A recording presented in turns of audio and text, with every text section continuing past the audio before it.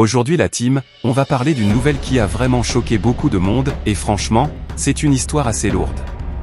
Il s'agit de la disparition de Bruno Salomon, décédé le 15 mars dernier à l'âge de 55 ans. Une annonce brutale, qui a laissé pas mal de fans sous le choc. Au début, très peu d'informations avaient été données sur les causes de sa mort, ce qui a encore plus surpris les gens. Mais quelques jours plus tard, on a appris la vérité. L'acteur se battait depuis longtemps contre un cancer. Ce qui rend cette histoire encore plus marquante, c'est la discrétion dont il faisait preuve. Même certaines personnes proches de lui n'étaient pas au courant. Par exemple, Guillaume de Tonquédec, son partenaire dans Fais pas ci, fais pas ça, a expliqué qu'il avait appris sa maladie par quelqu'un d'autre. Oui, carrément, ça montre à quel point Bruno Salomon voulait garder ça pour lui. Mais derrière cette discrétion, la réalité était très difficile. D'après des témoignages, tout aurait commencé par une grosseur au niveau du cou.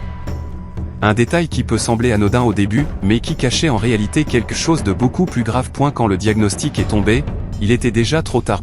Là, tout s'est accéléré. La maladie a progressé très rapidement, et son état s'est dégradé en peu de temps. Il devait même porter un corset au niveau du buste et du cou pour soulager les douleurs. On parle de métastase au cervical, donc une situation très lourde physiquement. Malgré ça, il s'est battu jusqu'au bout.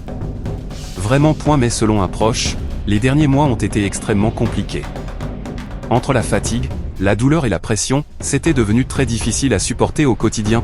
À la fin, il n'en pouvait plus. Toujours selon cette source, sa disparition a été vécue comme une forme de délivrance pour lui. Une phrase forte, qui montre à quel point son combat était intense. C'est une histoire triste, mais qui rappelle aussi la force qu'il a eue.